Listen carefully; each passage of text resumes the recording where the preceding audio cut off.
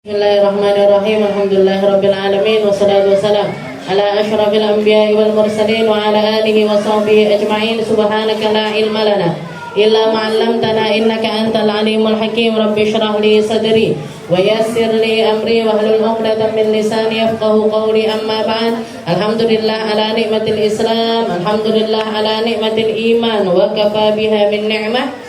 Alhamdulillah, segala puji bagi Allah Subhanahu wa taala yang menciptakan kita sebagai manusia, yang menganugerahkan kepada kita kemanusiaan, yang memberikan, menghadirkan kepada kita tuntunan terbaik, yaitu Nabi kita, Nabi Muhammad sallallahu alaihi wasallam. Allah Subhanahu wa taala mengatakan di dalam Al-Qur'an, "Wa laqad karramna bani Adam." Sesungguh katanya Allah Ta'ala, walaqad karramna bani Adam, manusia ini kami muliakan semulia-mulianya. Wa hamalnahum fil barri wal bahr, Allah Ta'ala memberikan anugerah kepada mereka untuk punya kemampuan hidup di atas daratan ataupun juga di atas lautan. Wa razaqnahum minat thayyibat, Allah Ta'ala melindungi mereka dengan segala hal yang baik-baik, ngasih rezeki yang baik, ngasih makanan terbaik, ngasih minuman terbaik, ngasih pakaian terbaik. Semuanya dijamin sama Allah Ta'ala. Wa razaqnahum minat thayyibat, katanya Allah Ta'ala, kami menciptakan mereka, ngasih mereka kehidupan di bumi maupun di langit, ngasih mereka kehidupan di atas daratan ataupun juga lautan. Wa razaqnahum minat thayyibat, jaminannya Allah, manusia itu mampu hidup, dikasih hidup. Kalau memang Allah Ta'ala menakdirkan untuk mereka hidup, akan tetap dikasih hidup. Kalau sudah habis jatah rezekinya mereka untuk hidup, bakalan dimatikan sama Allah Subhanahu wa Ta'ala. Wa razaqnahum minat thayyibat. Setelah itu Allah Ta'ala juga mengatakan, wa faddalnahum ala katsirin mimman khalaqna tafdila. Katanya Allah Ta'ala, dan mereka manusia ini selalu aku berikan keunggulan-keunggulan. Makhluk yang paling mulia dari segi fisik, dari segi bentuknya manusia, dari segi akalnya manusia, dari segi sesuatu yang mereka konsumsi manusia. Manusia ini dikasih pilihan-pilihan sama Allah Ta'ala untuk makan sesuatu yang baik-baik. Untuk makan sesuatu yang baik-baik, yang enggak baik diharamkan sama Allah Ta'ala. Mereka juga dikasih naluri untuk meminum minuman-minuman yang baik, yang enggak baik gak akan dikonsumsi dan diharamkan oleh Allah Subhanahu wa Ta'ala. Jenengan kalau dikasih pilihan makanan enak sama makanan ndak enak, pilih makan sing enak apa sing ndak enak? Sing enak, gitu. Dikasih lidah, punya kemampuan untuk ngerasakan yang manis, yang kecut, yang asin, yang enak ndak enak, lisan kita bisa merasakan. Kalau sampai lisan kita ini, lidah kita ini nggak bisa mendeteksi mana rasa-rasanya, tondone nopo? Loro. Yang salah makanannya apa lidahnya? Lidahnya. Jadi ketika seseorang secara fisiknya sakit, dikasih rasa sakit sama Allah Ta'ala, dicabut rasa-rasa untuk merasakan sesuatu yang baik-baik. Jadi rasane legi karo enggak legi ndak enek bedane. Kayak waktu Covid itu, enggak iso ngambu, enggak iso ngerasakne, semuanya terasa hambar, terasa sama saja. Persis seperti yang dikatakan sama Shahibul Burdah. Dikatakan di dalam Burdah itu ada kata-katanya Imam Busiri yang mengatakan, orang pengecap ini ketika dia normal, ketika dia benar, ketika dia genah, iso ngerasane segala rasa-rasa yang Allah Subhanahu wa Ta'ala ciptakan. Tapi ketika dia sakit, ketika lidahnya ini sakit, ketika badannya sakit, hambar, semuanya jadi terasa hambar. Bukan salah makanannya, tapi salah orangnya. Begitu juga manusia. Manusia itu nalurinya baik. Manusia itu nalurinya menjadi orang yang senang dengan kebaikan, cinta dengan keindahan, suka dengan perdamaian. Secara naluriah mereka bisa tahu, oh iki bener, iki enggak bener. bener, iki salah, iki nggak salah. Ini yang harus jadi jalan hidup saya, ini yang nggak boleh jadi jalan hidup saya. Ini yang jadi kelompok baik, ini yang jadi kelompok nggak baik. Itu secara naluriah itu mereka tahu dan bisa merasakan. Tapi kalau sampai hatinya ini, kalau misalkan dia nggak bisa membedakan mana yang baik dan mana yang nggak baik, itu pertanda kalau hatinya itu sakit. Lek wis atine loro, ndak iso ngrasakne apa-apa. Makanan halal haram diterjang, minuman halal haram diterjang, pekerjaan baik nggak baik diterjang semuanya. Kelompok kumpul-kumpul sama kelompok baik dan kelompok nggak baik diterjang kabeh. Kenapa? Yang sakit hatinya. Makanya Nabi Muhammad SAW diutuskan oleh Allah Ta'ala untuk menjadi pemimpin kebaikan dan semua amal baik. Semua hal kebaikan datangnya dari Nabi Muhammad dan dicontohkan oleh Nabi Muhammad, dipimpinkan oleh Nabi Muhammad. Makanya Allah Ta'ala mengatakan wa faddalnahum ala katsirin mimman khalaqna tafdila. Manusia ini sudah dalam keadaan yang baik. Jangan diturunkan standarnya. Kalau kamu pengen tetap jadi manusia yang terbaik, ikuti makhluk yang paling baik yang aku utuskan kepada kalian, yaitu Nabi Muhammad. Manusia diciptakan sama Allah Ta'ala.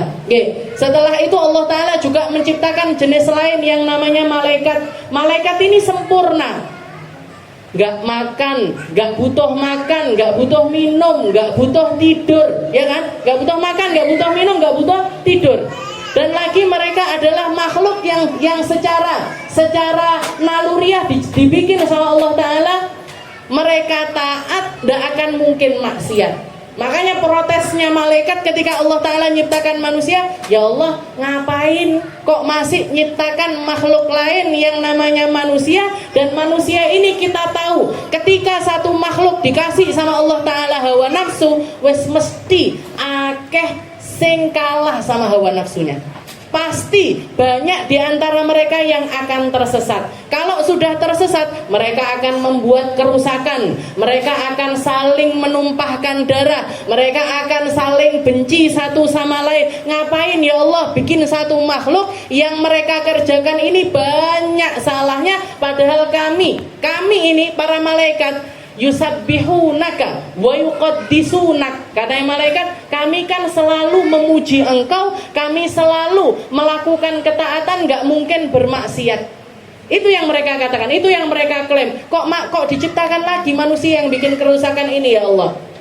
Katanya Allah Ta'ala, ana a'lamu mala ta'lamun. Saya lebih tahu dengan ciptaan saya ketimbang kalian semuanya. Ternyata sirnya apa? Apa yang terjadi ketika Allah Ta'ala menciptakan manusia dengan akal serta hawa nafsunya? Ketika mereka mulia, ketika mereka mengalahkan hawa nafsunya, ketika mereka mengangkat harga dirinya, mereka jauh mengungguli para malaikat. Jadi manusia terbaiknya Allah Ta'ala, para nabi, para rasul, para wali-walinya Allah, para kekasih-kekasihnya Allah Ta'ala, derajatnya naik, ngungguli, bahkan mengungguli khawasun minal malaikah, yang terkhusus dari malaikat dikalahkan. Jadi para nabi, para rasul itu ngalahkan malaikat Jibril, ngalahkan malaikat Mikail, ngalahkan para penjaga surga ataupun penjaga neraka, lebih baik daripada mungkar nakirnya, lebih baik daripada malaikat Israel maupun Israfilnya. Para nabi, para rasul, para kekasih Allah Ta'ala naik ngalahkan khawasul malaikah. Sedangkan para siddiqin, orang-orang yang siddiq, orang-orang yang serius di dalam beragama, seperti di salah satu kisah Rasulullah pernah nyeritakan ketika Isra Mi'raj ngelihat ada satu kelompok manusia, ada satu kelompok makhluk. Nabi Muhammad nggak ngomong itu, bahkan Nabi Muhammad nggak ngerti itu manusia apa bukan. Ada satu kelompok makhluk yang bersinar cahayanya sangat terang di bawah naungan arasy-Nya Allah. Ditanya sama Nabi Muhammad, ya Jibril, man haula? Siapa ini? Ahumur rusul, apakah mereka para rasul? Ahumul anbiya, apakah mereka para nabi? Wahai Jibril, katanya malaikat bukan. Mereka bukan nabi, bukan rasul. Mereka bukan nabi, bukan rasul. Kalau nabi rasul memang terjaga dari maksiat. Ini enggak, orang biasa, enggak terjaga dari maksiat. tapi walakin lisanuhum radban bidzikrillah. Tapi satu yang istimewa dari mereka, mereka menghabiskan hidupnya dan lisannya ini nggak pernah berhenti pikiran. Ganti-ganti terus baca Quran, setelah baca Quran ganti solawatan, solawatan ganti tahlilan, tahlilan ganti tasbihan, tasbihan ganti tahmidan. Pindah lisannya ini dari kebaikan ke kebaikan yang lain, dari kebaikan satu ke kebaikan yang lainnya lagi. Itu mereka menghabiskan hidupnya dengan cara yang semacam itu, maka ditampakkan di hari kiamat dikatakan wujuhuhum kan nur wa ajsamuhum kan nur. Badannya bersinar layaknya cahaya, wajahnya bersinar layaknya cahaya. Bahkan dikira sama Nabi Muhammad mereka itu seperti seorang nabi. Bahkan dikatakan mereka sudah seperti malaikat. Jadi orang yang serius di dalam beragama, dari umatnya Nabi Muhammad SAW, derajatnya mampu mengalahkan para malaikat-malaikatnya Allah Ta'ala secara umum. Sedangkan yang lebih istimewa dari mereka, yaitu para nabi, para rasul, mereka mengalahkan min khawasil malaikah. Bahkan malaikat-malaikat terkhusus pun dikalahkan sama mereka derajatnya. Nabi Muhammad ini kan murid istilahnya. Nabi Muhammad ini murid. Gurunya adalah malaikat Jibril. Dan malaikat Jibril ini sudah berjuang mulai dari zamannya Nabi Adam. Yang menyaksikan pernikahannya Sayyidina Adam dengan Sayyidah Hawa, malaikat Jibril, gitu. Yang menyampaikan wahyu kepada Nabi Allah Nuh, malaikat Jibril. Nabi Idris, semuanya sampai masuk di zamannya Nabi Muhammad SAW, turun di usia Nabi 40 tahun menyampaikan wahyu kepada Nabi. Tapi ternyata 10 tahun setelah itu, ketika Nabi melaksanakan Isra Mi'raj, naik ke atas langitnya Allah Ta'ala, mau nyampe ke atas Sidratul Muntaha, katanya malaikat Jibril, sampai sini tempatku wahai Muhammad, irfa, naik kamu terus, lanjutkan perjalananmu sendiri, saya harus tinggal di sini. Walima ya Jibril, kenapa kok gitu wahai Jibril? Kalau aku melangkahkan kaki naik satu langkah lagi, ahraqatni, aku akan terbakar habis. Aku akan terbakar habis. Itu tempat khusus untuk dirimu, hanya kamu yang mampu nyampe ke sana, saya cuma nyampe tempat ini. Itu. Jadi guru ada kalanya guru murid lebih afdol daripada muridnya. Tidak mesti guru lebih afdol daripada muridnya. Kadang-kadang murid lebih afdol daripada gurunya. Ini Nabi Muhammad lebih afdol daripada malaikat Jibril. Padahal malaikat Jibril guru nih. Padahal malaikat Jibril adalah gurunya. Naik Nabi Muhammad ke Sidratul Muntaha, sak sandale, sak klambine, sak siwake, semuanya lagi dipakai, naik ke atas langit. Itu Nabi kita, Nabi Muhammad Sallallahu Alaihi Wasallam. Makanya sebaik-baik umatnya Nabi, kita hidup sebagai umat yang terbaik, ngalahkan umat-umat yang lainnya. Ngalahkan umat-umat yang lainnya. Kok sampai jadi umatnya Nabi, tapi tidak merasa jadi umatnya Nabi, dan nggak pengen deket sama nabinya. Mereka adalah seburuk-buruk, istilahnya bukan buruk, nopo istilahnya rugi. Menungso paling rugi yang nggak mau deket sama Rasulullah Sallallahu Alaihi Wasallam. Rugi di dunia, rugi di akhirat. Karena orang kalau mau bahagia di dunia ndak iso kecuali lewat ajarannya Rasulullah Sallallahu Alaihi Wasallam. Ketika kita dekatkan pikiran dengan pikirannya Nabi, dekatkan hati dengan hatinya Nabi, dekatkan mata dengan apa yang dilihat Nabi, dekatkan telinga dengan apa yang didengar sama Nabi, di situ kita sedang memproses diri kita untuk menjadi manusia-manusia yang tambah mulia. Tapi ketika kita menjauhkan itu semuanya dari Nabi, menjauhkan itu semuanya dari Nabi Muhammad, maka saat itu juga kita sedang mengotori diri kita, sedang mengotori jiwa kita, sedang mengotori keadaan kita sendiri, jauh terlempar dari hadratillah, dari kehadiratnya Allah Subhanahu wa Ta'ala. Jadi kita patut berbangga, melek bangga sama ajarannya Nabi. Kalau pengen gembira dengan apa yang diturunkan sama Nabi, silahkan. Nggak harus jadi orang Islami, nggak kudu bangga metutu terus nangis terus ndak. Silahkan guyu, silahkan senyum, silahkan tertawa, tapi tertawanya karena Nabi, nggih. Tertawanya karena Rasulullah Sallallahu Alaihi Wasallam, nggih. Tapi yo aja guyang-guyu nek sebabe nggih. Dikira wong ngene mangke. Nah, kita lanjutkan pembahasan kita masih di dalam kitab Ibanah wal Ifadah. Kalau kemarin kita bahas tentang sholat, keharaman yang pertama bagi orang yang lagi haid dan juga nifas, yaitu adalah sholat. Dan di dalam sholat ini ada masalah yang kita kenal dengan nama turu'ul mani' wa zawalul mani'. Datangnya penghalang, hilangnya penghalang. Datangnya penghalang, hilangnya penghalang. Ketika haid datang dan masuk waktu dari sholat, kita belum sempat untuk melaksanakan sholat tersebut, sekadar orang toharoh dan juga sholat, jadi sekitar 5-7 menit, maka sholat di waktu itu wajib dikodok nanti setelah suci dari haid. Jadi masuk waktu duhur, kita belum sempat melaksanakan sholat, tahu-tahu haidnya datang, dan kita lihat jarak antara darah keluar dengan datangnya waktu sholat ini lebih dari 5 menit atau 10 menit, maka sholat duhur waktu itu wajib dikodok nanti setelah suci dari haid. Makanya kalau bikin tanda haid dikasih tulisan, dikasih tulisan. Kalau pakai kalender ya ditulisin yang kalender. Tanggal 7 keluar darah, jam 1 siang, durung sholat duhur misalkan. Kalau sudah sholat duhur, tidak ada qadha. Dikasih tanda, datang masuk waktu asar, 10 menit dari azan asar keluar darah haid, durung sholat asar, qadha asar. Jadi ini namanya turu'ul mani', datangnya penghalang. Batasannya waktunya adalah sekadar orang toharoh dan juga sholat, sekitar 5-7 menit. Nah, tapi kalau zawalul mani', hilangnya penghalang, kadarnya adalah sekadar takbiratul ihram. Takbiratul ihram ini berarti dilut banget, sebentar sekali.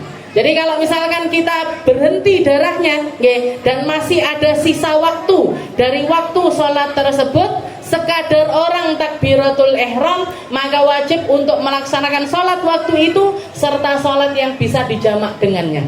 Berarti sucinya menjelang maghrib, suci menjelang maghrib, belum sempat mandi, belum sempat wudhu, sudah masuk waktu maghrib. Berarti gimana ini yang dikodok sholat apa aja? Asar sak duhur, duhur sak asare wajib untuk dilaksanakan. Subuh menjelang subuh suci, suci berhenti darahnya sebelum subuh, 5 menit sebelum subuh suci, durung sempat sholat, belum sempat mandi dan lain sebagainya, masuk waktu subuh, sholat subuh, habis itu ditambahi sholat isya sama maghribnya, isya sama maghribnya juga wajib untuk dilaksanakan. Ini turu'ul mani' dan juga zawalul mani'.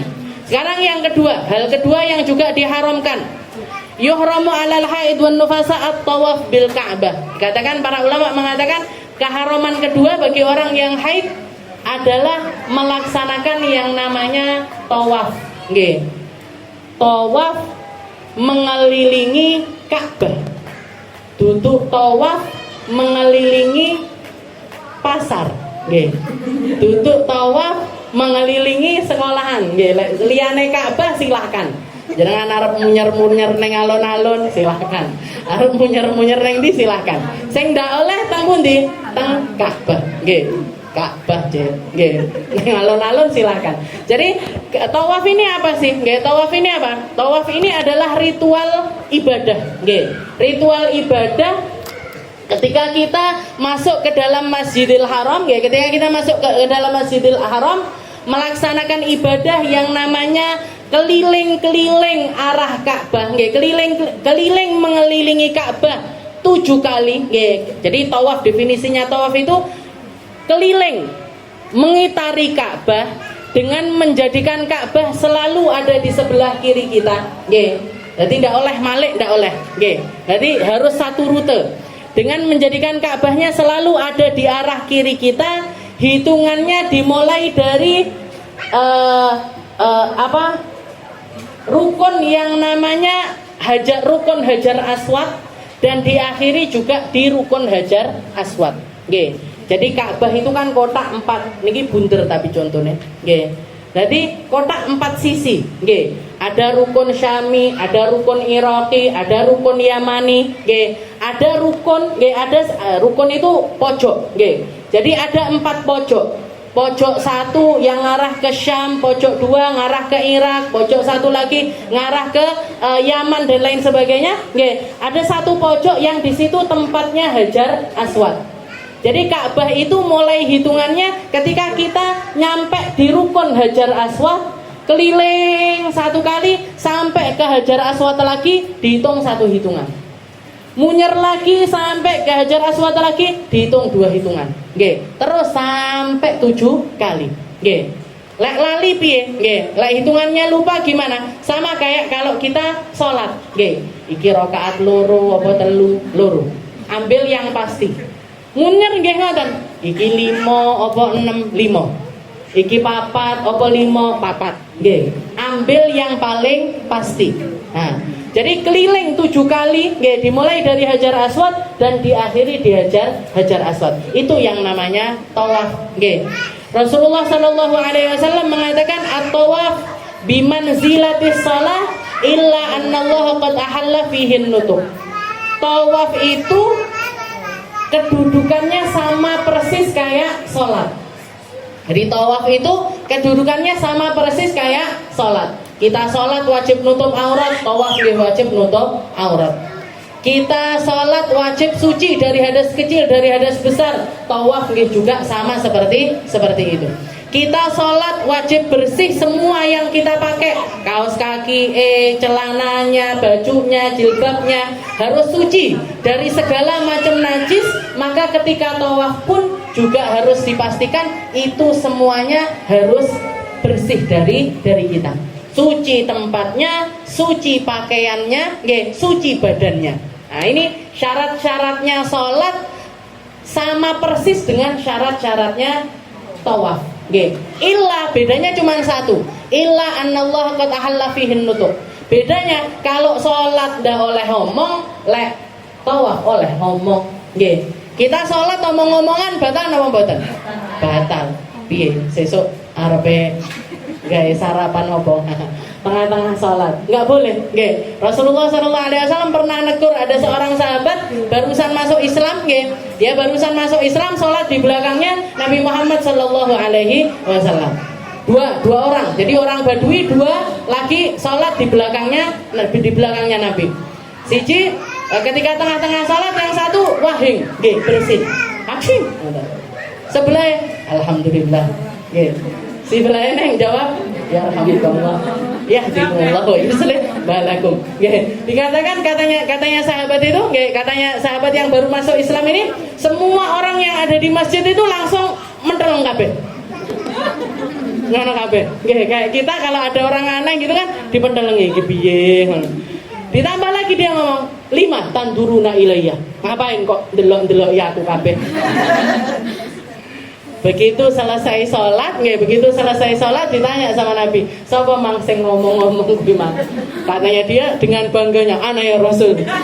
Kan bener kalau bersin baca alhamdulillah, dijawab ya rahmukallah, dijawab nahyatimullah, dikira dipuji sama Nabi. Jadi dia langsung ngacung, ana ya Rasul. Ana ya Rasul, katanya Rasulullah, iya bener yang kamu lakukan, tapi enggak di dalam sholat. Katanya sahabat tersebut, la syatamani wala ghadabani. Katanya sahabat tersebut, Rasulullah ketika negur saya enggak pakai melotot kayak para sahabat, enggak pakai nesu-nesu kayak para sahabat yang lainnya, enggak pakai marah-marah seperti sahabat yang lainnya. Beliau cuma nanya, cuma negur, dan bahkan enggak disuruh ngulangi sholatnya sama Nabi. Enggak disuruh ngulangi sholatnya sama Nabi, karena Rasulullah menganggap orang baru masuk Islam masih ada toleransi sampai dia mengerti Islam seutuhnya sehingga bisa melaksanakan sholat sebagaimana mestinya. Jadi nggak diseneni sama Rasul, cuma Rasulullah mengatakan kalau di dalam sholat nggak boleh ngomong, itu boleh kamu lakukan kalau di luar sholat. Jadi bedanya sholat sama tawaf ini cuma 1. Illa anallah qad ahalla fihin nutuk. Satu-satunya yang boleh adalah ngobrol. Nggih, tapi yo eman-eman lek jenengan tawaf karo omong-omongan. Nggih, bariki makan siang apa ya? Nggih. Jadi ketika kita tawaf itu yang paling afdol dibaca ini apa? Nggih, yang paling afdol dibaca ini apa? Doa-doa yang diajarkan oleh para ulama. Tawaf 1 baca doa ini, tawaf 2 baca doa ini, tawaf. Ada yang warid itu ada. Tapi kalau itu terlalu sulit, para ulama mengatakan berdoalah dengan doa yang mencakup semua hal. Nggih, doalah dengan doa yang mencakup segala hal. Napa niku? Rabbana atina fid dunya hasanah wa fil akhirati hasanah wa qina adzabannar. Wes jenengan pitung munyeran maca kuwi terus mboten napa-napa. Nggih, itu lebih baik ketimbang kita baca tapi orang ngerti artine utawa salah-salah pisan. Nggih, sing fathah diwaca kasra, kasra diwaca. Daripada salah-salah mendingan baca Rabbana atina fid dunya hasanah. Lek Rabbana atina fid dunya hasanah nggih mboten saged. Nggih. Wis apa sembarang donga sing dibisa. Nggih, selawat kah atau apapun yang kita bisa, yang paling penting yang kita baca adalah yang paling bisa nyambungkan hati kita dengan doa tersebut. Nggih, lain jenengan senengane doanya Faqih Muqaddam silahkan dibaca. Kalau sukanya doanya Habib Abdullah Al-Haddad silahkan dibaca. Kalau sukanya salawat ini salawat itu terserah. Nggih, silahkan dibaca. Yang penting setarakan dengan suaranya salat. Nggih. Jadi ojo banter-banteran. Nggih. Ketika tawaf itu semuanya banter-banteran ndak karu-karuan. Nggih. Apa nek tawaf sambil baca gosidah-gosidah bareng-bareng. Ada kan yang viral niku, nggih, ya lal waton sae karo maca ya lal waton. Bukan salah syairnya, tapi salah penempatan syair itu, nggih. Bukan salah kita mau qasidah ini di tempat terserah, nggih. Tapi kita ini ada di tempat umum, nggih. Semua orang yang tawaf di situ atau ibadah di tempat tersebut dari golongan umat Islam seluruh dunia, nggih. Kita pakai yang paling netral dan jangan menyakiti siapapun, nggih. Akhirnya jadi bahan olok-olokan negara lainnya, nggih. Jadi tawaf sekadarnya. Yang paling afdol adalah doa-doa yang warid. Kalau nggak bisa Rabbana atina. Kalau nggak bisa juga salawat. Nggih, terserah dengan doa apapun yang kita bisa. Atau bimanzilati salah ila anallah katahalla fihi nutuk. Wa ruwiya anil Bukhari wa Muslim an Aisyah radhiyallahu anha anna Nabi sallallahu alaihi wasallam qala laha lamma hadat fil hajj. Katanya diceritakan juga oleh Sayyidah Aisyah ketika beliau berangkat haji, nggih, haji wada, haji terakhirnya Nabi. Bahkan dikatakan haji pertama dan terakhirnya Nabi di dalam Islam. Rasulullah sebelum datangnya agama Islam, haji hampir setiap tahun beliau melaksanakan haji. Bahkan keluarganya adalah keluarga yang menjadi khodimul haram. Jadi napa istilahnya fasilitator, atau yang menyediakan segala hal yang menjadi kebutuhannya orang haji. Surat niku kalau jenengan baca li ila fi Quraisy ila fihim rihlatash syita'i was-shaif falyabudu rabb hadzal bait alladzi at'amahum min ju'i wa amanahum min khauf. Ini surat yang memuji tentang keluarganya Nabi, yaitu suku Quraisy. Li ila fi Quraisy, Allah Taala bersumpah dengan suku Quraisy. Ila fihim rihlatash syita'i was-shaif. Mereka adalah satu suku yang berdagang, mereka berdagang di musim panas, mereka dagang di musim dingin, mereka dagang. Dari keuntungan dagangan tersebut dipakai untuk ngelola apapun yang perlu dikelola dari orang-orang yang berangkat haji. Jadi mulai dari zaman nabi-nabi terdahulu itu haji itu sudah ada, dan waktunya itu sama di bulan Dzulhijjah, di bulan antara bulan Dzulqa'dah dan juga bulan Dzulhijjah. Orang mulai berdatangan dari segala penjuru negeri. Nah, ini keluarganya Nabi nih, yang bagian ngopeni, alladzi at'amahum min ju', yang seringkali ngasih mereka makanan untuk orang-orang yang lapar. Wa amanahum min khauf, yang nggak punya tempat untuk tinggal, dibikinkan kemah-kemah untuk tinggal di rumah-rumah mereka. Ini suku Quraisy. keluarganya Rasulullah Shallallahu Alaihi Wasallam. Keluarganya Nabi, keluarganya kakek-kakeknya Nabi yang ngasih. Jadi dari untung dagang, bukan minta-minta orang-orang. Bukan minta-minta sama orang-orang. Ayo, sopo sing arep nyumbang ning gone omahku. Siapa yang mau nyumbang kepada suku Quraisy, ini dipakai untuk bikin keran-kerannya air minum orang haji, dipakai untuk ngasih fasilitas di sini. Enggak, dari keuntungan dari uang pribadinya mereka dipakai untuk ngopeni orang-orang haji. Jadi Rasulullah sebelum datangnya agama Islam haji berkali-kali. Tapi setelah beliau hijrah ke Madinah, setelah beliau hijrah ke negeri Madinah, itu hajinya Nabi cuma sekali, yaitu haji wada. Haji pertamanya Nabi dan haji terakhirnya Nabi, semua keluarganya diajak, istrinya kabeh diajak, anaknya semuanya diajak. Nah, termasuk diantara istri-istrinya Nabi ada Sayyidah Aisyah. Dikatakan ketika hari-hari haji waktu itu beliau haid. Datang haidnya ketika tengah-tengah haji. Katanya Nabi Muhammad, isna'i mayasna'ul hajj ghaira alla tatufi bil bait. Katanya Nabi, wahai Aisyah, lakukan semua yang menjadi ritual haji, lakukan semua macam manasiknya haji, dan jangan pernah meragukan, jangan pernah meragukan di dalam dirimu, aku lagi haji kok haid, aku kok haji lagi halangan, mesti pahalaku nggak podo karo sing liyane, mesti istilahnya tempatku nggak sama kayak yang lainnya bisa sholat, saya nggak bisa, yang lainnya bisa ini. Jangan pernah ada rasa yang seperti itu. Karena orang, perempuan memang kodratnya mengalami yang namanya haid. Katanya Rasulullah, isna'i mayasna'ul hajj. Lakukan semua hal yang dilakukan sama orang-orang haji, ghaira alla tatufi bil bait. Cuman satu yang kamu nggak boleh, wahai Aisyah, yaitu tawaf ifadah. Tawaf wajibnya haji. Tawaf wajibnya haji atau tawaf itu tok yang nggak boleh. Wukuf di Arafah ikut. Wukuf mabit di Musdalifah ikut, mabit di Mina lakukan, lempar jumrah lakukan, semua yang menjadi apa yang dilakukan orang haji lakukan semuanya dengan penuh kekhusyuan, dengan penuh pengharapan, dengan penuh keyakinan bahwasanya Allah Ta'ala mengampuni semua dosa dan memberikan pahala sebaik-baiknya bagi orang yang haji. Yang satu tok yang nggak boleh, Allah tatufi, jangan tawaf. Tawafnya nanti ketika kamu sudah selesai haidnya.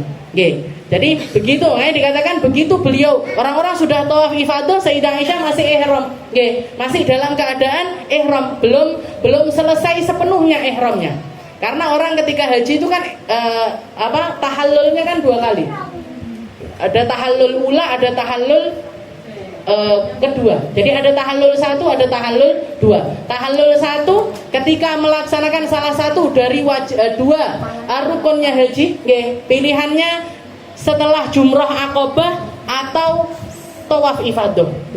Setelah kalau ke Mina dulu terus dia tawaf jumrah Aqabah, tahallul pertama itu separuh ihramnya selesai. Orang ihram ini kan nggak boleh pakai sabun, nggak boleh pakai wangi-wangian, nggak boleh buka aurat, nggak boleh buka aurat. Ini yang paling banyak saya temui dari orang Indonesia berangkat haji, dikira kayak di Indonesia, istilahnya pakai mukenanya atau nutup auratnya yang sempurna cuman waktu sholat aja, jadi di luar sholat sembarangan penutupan auratnya. Padahal ketika ritual haji itu semuanya harus dalam keadaan nutup aurat.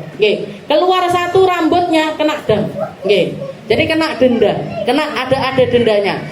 Nyabut ada yang rontok, kena sabun dan lain sebagainya, itu sesuatu yang tidak diperkenankan. Nggak boleh. Nah, baru boleh kapan? Setelah tahallul. Kalau di umrah cuma 1 tahallulnya, kalau di haji 2 kali. Begitu selesai jumrah Aqabah, tahallul pertama, ini separuh boleh. Wes oleh hatus, sudah boleh pakai wangi-wangian. Cuman beberapa hal aja yang nggak boleh. Di antaranya adalah berhubungan suami istri. Nanti halalnya sepenuhnya kapan? Ketika sudah tahallul yang kedua. Jadi begitu sempurna semua apa yang dilakukan oleh orang haji, baru selesai tahallul yang kedua, baru halal lagi apa yang dulu diharamkan ketika kita melaksanakan ihram. Jadi Sayyidah Aisyah carry, semua orang sudah tawaf ifadah, udah selesai semuanya, beliau belum. Begitu selesai mandi suci, mandi suci. Setelah itu sama Rasulullah disuruh diantarkan sendiri sama Nabi untuk melaksanakan tawaf ifadah. Tawaf, setelah itu sa'i, habis itu tahallul yang kedua. Tahallul yang kedua. Jadi Sayyidah Aisyah melaksanakan haji dengan cara yang semacam itu. Waqad ajma'al ulama ala tahrimit tawaf 'alal haid wan nufasa. Para ulama sepakat kalau tawaf ini haram bagi orang haid dan juga nifas. Wa ajma'u annahu la yasih minha tawafu fardin wala tatawwu. Dan para ulama juga sepakat kalau orang haid enggak sah tawafnya, baik itu tawaf wajib ataupun tawaf sunnah. Tawaf wajib ataupun tawaf sunnah semuanya enggak boleh. Tawaf wajib kapan? Tawaf wajib ini kalau di dalam umroh, tawafnya umroh. Kalau di dalam haji, tawaf ifadah itu rukunnya haji, termasuk rukunnya haji. Ada juga yang namanya tawaf wada. Tawaf wada ini juga wajibnya haji. Jadi orang haid haram, tidak boleh melaksanakan baik itu tawaf wajib ataupun tawaf sunnah. Tawaf sunnah itu kapan? Ketika kita tidak di dalam ihram, tidak di dalam umroh ataupun juga tidak di dalam haji, pengen tawaf, maka itu namanya tawaf sunnah. Namanya tawaf sunnah. Guru saya ketika saya pamit mau berangkat haji sama keluarga dulu diajak haji, salah satu wasiat yang diajarkan sama guru saya Hubabah Khadijah Al-Hinduan, beliau bilang yang banyak-banyak tawaf, katanya beliau. Kalau ngaji hatam Quran di Indonesia bisa, di sana bisa. Kalau kamu pengen memperbanyak sholat di Indonesia bisa, di sana juga bisa. Tapi tawaf, tawaf bisa kita tawaf di sini, nggak iso. Masih nggak Ka'bah persis seperti di sana, tetap nggak bisa nyamain Ka'bah. Istilahnya nggak sama, nggak dihukumi ibadah. Nah, katanya beliau perbanyak tawaf. Loh, tawafnya gimana, Bu Baba? Yo, kalau kamu lagi nggak ngapa-ngapain di masjid, punya wudhu, langsung aja berdiri pergi ke tempat tawaf. Tawaf 7 kali. Setelah itu diakhiri sama sholat sunnah tawaf. Habis itu minum zam-zam, duduk. Masih kuat tawaf lagi. Masih kuat tawaf lagi 7 kali, sholat 2 rakaat, minum zam-zam, duduk lagi. Masih kuat lagi, tawaf lagi. Katanya beliau, karena tawaf itu satu ibadah yang kalau setelah kamu pulang ke Indonesia nggak iso neh. Maka perbanyak ibadah tersebut. Jadi itu namanya tawaf sunnah. Kalau tawaf sunnah nggak ada gandengannya, sa'i. Jadi kalau tawaf wajib, tawaf sa'i. Sa'i baru selesai. Tapi kalau tawaf sunnah, tawaf tok, tawaf 7 kali, habis itu selesai, dianggap 1 kali tawaf, dianggap sebagai satu kali. Jadi para ulama mengatakan ajma'u annahu la yasih. Jadi nggak sah, tawaf wajib nggak sah, tawaf sunnah juga tidak sah. Jadi kalau ada orang haid, setelah itu dia memaksakan untuk melaksanakan tawaf, setelah itu tahallul, tawafin ndak sah, sa'ine ndak sah, tahallulnya juga tidak sah. Tahallulnya juga tidak sah. Kalau tahallulnya enggak sah, berarti dia masih dianggap sebagai orang yang ihram. Kalau orang lagi ihram, pakai sabun haram, mandi pakai wewangian haram, buka auratnya haram, hubungan suami istri haram, semuanya menjadi sesuatu yang haram ketika tahallulnya ini enggak sah. Makanya orang kalau berangkat haji, berangkat umrah, ilmunya haji umrah ini harus sangat paham.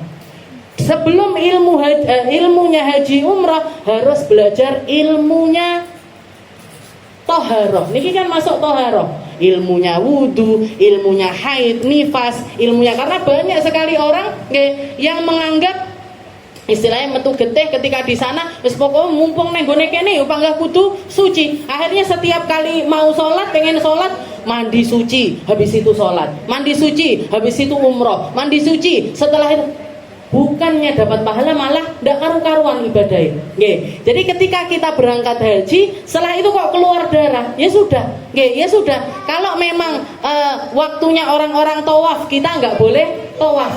Waktunya orang-orang melaksanakan ibadah-ibadah masuk ke dalam masjid, ya kita jangan ikut-ikutan untuk melaksanakan yang seperti itu. Karena niku, nggih. Jadi kalau sudah kita menghukuminya haidnya salah, nggih, akhirnya tawaf yo ndak sah, tahallulnya juga tidak sah. Kalau sudah tahallulnya ndak sah, kita masih dianggap sebagai orang yang ihram. Ihram, nggih, kalau kita masih dalam keadaan ihram, muhrim, nggih. Kita dalam keadaan orang yang muhrim. Ketika kita muhrim, semua hal yang diharamkan untuk orang ihram tetap haram untuk dilakukan. Nggih. Jadi sampai mulai neng Indonesia nggak sah tahallule, nggak sah dia ibadahnya, nggak ibadahnya ini nggak dianggap sah, maka dia pulang ke Indonesia dalam keadaan ihram. Nggih. Akhirnya pripun akhirnya ndak karu-karuan. Nggih, nggak karu-karuan hidupnya gara-gara salah penentuan ini tadi. Salah penentuan di dalam tahallul dan juga ibadahnya. Nggih, tawaf ifadahnya itu terutamanya. Nggih. Jadi ndak sah, nggih, ndak sah. Tawafnya ndak sah, sunnah ataupun juga tatawu. Wa ajma'u anna al-haid wan nufas la tamna min syai'in min manasikil hajj ma'ada tawaf wa rakaat. Dan para ulama juga sepakat kalau yang haram atau yang enggak boleh dilakukan oleh orang yang haji, nggih, dari sekian banyak manasiknya haji itu cuman tawaf wa rakaat. Nggih, tawaf dan 2 rakaatnya tawaf. Nggih. Atau namanya 2 sholat sunnah setelah tawaf. Nah, itu yang nggak boleh. Selainnya boleh semuanya. Ya, selainnya boleh semuanya. Dari berbagai macam manasik. Apa itu? Orang haji itu kan ngambil mikot, ngambil mikot boleh, tapi nggak perlu sholat. Ngambil mikot boleh. Orang ketika masuk Mekah kan mesti ngambil mikot, mesti dalam keadaan ihram. Gimana ini? Sah apa enggak niatnya? Sah. Sah. Niatnya dia sah. Setelah itu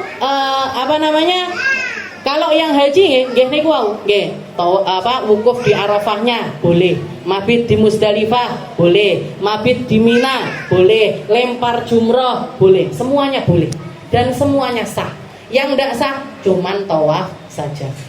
Mau pulang, nggih. Kemarin ada WA masuk ke saya, Ustazah saya lagi umroh, nggih, di Mekah, nggih. Ini ketika mau tawaf wada haid, nggih. Ketika tawaf perpisahan, nggih, tawaf yang terakhir itu kan hukumnya wajib. Istilahnya orang ketika berpamitan atau pulang mau meninggalkan Mekah itu wajib hukumnya tawaf wada. Tapi tawaf wada ini nggak wajib untuk mereka yang lagi haid. Nggih. Terus gimana? Saya dada-dadanya gimana? Atau perpisahannya itu gimana? Pergi ke pelatarannya masjid, cari pintu yang sekiranya kita bisa langsung melihat ke arah Ka'bah dan ucapkan salam perpisahan dari situ. Nggih. Kalau halamannya Mekah, halamannya Masjidil Haram, nggih, halamannya Masjidil Haram itu tidak termasuk masjid. Enggak termasuk di dalam kategori masjidnya. Jadi masih boleh kita keliling-keliling di pelatarannya masjid. Pelatarannya masjid itu bukan termasuk masjid. Jadi cari pintu yang sekiranya bisa langsung melihat ke arah Ka'bah, setelah itu dada-dada dari situ. Dada-dada dari situ. Enggak perlu masuk ke area masjid apalagi sampai ke tawaf. Berarti saya enggak perlu mandi suci, setelah itu tawaf habis. Nah, kan hukumnya wajib boten. Wajib untuk mereka yang boleh melaksanakannya, nggak wajib bagi perempuan haid ataupun juga nifas. Itu yang kedua. Lalu yang ketiga wasalith warabi, hal yang ketiga yang diharamkan, yang ketiga dan yang keempat adalah masul mushaf wa hamluh, megang Al-Quran dan membawa Al-Quran. Megangnya ndak boleh, bawanya juga ndak boleh. Jadi masalah megang Al-Quran ini lebih diutamakan dibandingkan membaca Al-Quran. Dibandingkan membaca Al-Quran. Kalau membaca Al-Quran, Rasulullah mengatakan la yaqra'uha haidun wala junubun. Katanya Nabi, Al-Quran ini enggak boleh dibaca bagi mereka yang haid dan juga mereka yang junub.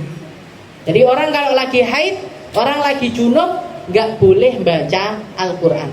tapi dalilnya hadisnya Nabi istilahnya. Nggih, dalilnya adalah hadisnya Nabi. Dan para ulama ngulik macam-macam dari situ. Nggih, ada pengecualian-pengecualian. Kalau orang buat belajar mengajar boleh. Kalau orang buat cerita boleh. Kayak saya lagi halangan nerangin jenengan masalah tadi kayak misalkan saya baca surat Quraisy, baca surat ini dan lain sebagainya, gimana? Padahal saya lagi halangan, nggak apa-apa. Kenapa? Niatnya belajar mengajar. Oke, guru-guru TPQ, guru-guru sekolah, guru-guru Al-Quran ketika lagi haid gimana? Nalkin Al-Quran boleh apa enggak? Boleh. Oke, nalkin Al-Quran, bacakan Al-Quran, nyeritakan tentang Al-Quran dengan suara yang lantang, silahkan. Oke, yang enggak boleh apa? Qiraatul Quran biniyatil qiraah, biniyatil tilawah. Kalau kita baca niatnya untuk tilawah. Niatnya untuk tilawah. Kayak gimana? Jenengan ngaji deres nggih, juz 1, juz 2, juz 3, juz 4 nggih. Lagi datang halangan nggih. Datang lagi halangan nggih. Ya sudah dindeki. Nanti diteruskan lagi setelah suci. Nggih. Ikut grup niku yang ngetren niku. Oduj one day one juz nggih. One day one juz, ikut grup-grup kayak gitu. Nggih. Setiap hari dikasih 1 juz nggih. Lagi halangan, lagi haid, gimana ini? Bilang pamit, nggih. Saya lagi haid, jangan dikasih jus, nggih. Nanti kalau suci tak laporan lagi untuk dikasih jus lagi, seperti itu, nggih. Jadi yang nggak boleh adalah kalau niatnya adalah tilawah, nggih. Kalau niki, nggih, kalau megang Al-Quran, megang dan juga membawa Al-Quran, ini dalilnya adalah Al-Quran. Allah Subhanahu Wa Taala mengatakan la yamassuhu illal mutahharun. Tidak boleh dipegang, tidak boleh disentuh. Mas itu artinya ngeten, nyentuh. Ini namanya mas. Ini itu sudah namanya, karena bahasa Arab itu ada masun, ada lamsun. Lamsun itu gimana? Lamsun itu ngeten, megang. Nah, ini namanya lamsun. Tapi kalau masun itu cuman gini dong, ngek, ngeten. Nah, ini sudah mas. Dan Allah Ta'ala mengatakan la yamassuhu, nggak boleh dipegang, bahkan sekedar ngeten nggak boleh. Illa kecuali al-mutahharun, mereka-mereka yang suci. Suci ini apa? Suci dari haid, suci dari nifas, suci dari hadas besar, suci dari hadas kecil. Berarti kalau megang Al-Quran harus gimana? Harus dalam keadaan punya wudu. Harus dalam keadaan punya wudu. La yamassuhu illal mutahharun. Al-Quran ini nggak boleh dipegang kecuali bagi orang yang suci. Dan yang nggak boleh dipegang ini semua yang dinamakan mushaf. Mushaf itu apa? Kullama kutiba alaihil Quran fahuwa mushaf. Semua hal yang di situ ada tulisan Al-Qurannya, semuanya hukumnya adalah mushaf. Jadi nggak boleh dipegang. Kalau misalkan kayak kita ngelihat di masjid-masjid atau di di musola-musolanya kita ada keramik-keramik yang ditempleknya ini tulisannya memanjang. Allahu la ilaha illa huwal hayyul qayyum la ta'khudhuhu sinatun wa la nawm. Muteri masjidnya. Pakai ayat Al-Qur'an kaligrafi, munyer. Gimana ini? Kita lagi nggak punya wudu, sendenan atau megang ke situ gimana hukumnya? Haram. Tukangnya sing nemplekne ayat-ayat itu di tempat itu gimana? Gimana harusnya? Harus punya wudu. Kenapa? Karena semuanya itu dihukumi Al-Quran. Semuanya dihukumi sebagai Al-Quran. Zamannya Nabi, ayat ini turun sejak zamannya Nabi. Zamannya Rasulullah SAW belum ada yang namanya buku kayak gini. Belum ada mushaf seperti yang jenengan pegang. Al-Quran yang mujallad, yang dijilid mulai dari juz 1 sampai juz 30. Katanya para sahabat nulisnya kadang di batang-batang pohon, kadang ditulis di atas pelepah-pelepah kurma, ditulis di atas batu-batu, ditulis di tembok-tembok, ditulis di kulit-kulitnya hewan. Di situ dikasih tulisan-tulisan Al-Quran. Mereka nulisnya Al-Quran itu di tempat-tempat tersebut. Dan mencar-mencar istilahnya, mencar-mencar. Dan ayat ini turun, la yamassuhu illal mutahharun. Al-Quran itu nggak boleh dipegang kecuali bagi mereka-mereka yang suci. Yang suci dari hadas kecil maupun hadas besar. Dan Rasulullah juga mengatakan la yamassul Quran illa thahir. Jadi Al-Quran ada, hadisnya Nabi juga ada. La yamassul Quran illa thahir. Nggak boleh megang Al-Quran kecuali mereka-mereka yang suci. Ya, kecuali mereka-mereka yang suci. Tapi nanti ada penjelasannya lebih detail. Oke. Jadi kalau untuk anak kecil gimana, kalau untuk orang yang hafal Quran dan lain sebagainya, ada beberapa hal poin-poin yang perlu dijelaskan lebih detail. Tapi yang jelas nih gua, Al-Quran itu bukan cuman Al-Quran yang dijilid, tapi apapun yang di situ ada tulisan Al-Qurannya nggak boleh dipegang. Yang jenengan punya kaligrafi, ayat 1000 dinar ditulis di situ, atau bikin tulisan-tulisan, kayak biasanya hari Rabu terakhir bulan apa gitu. Suruh nulis Bismillahirrahmanirrahim, Bismillahirrahmanirrahim, Bismillahirrahmanirrahim, ditaruh di dalam dompet, ditaruh di dalam dompet. Niku kan ada gitu amalan-amalan seperti itu. Gimana ini hukumnya? Nggak boleh dipegang kalau kita lagi nggak suci.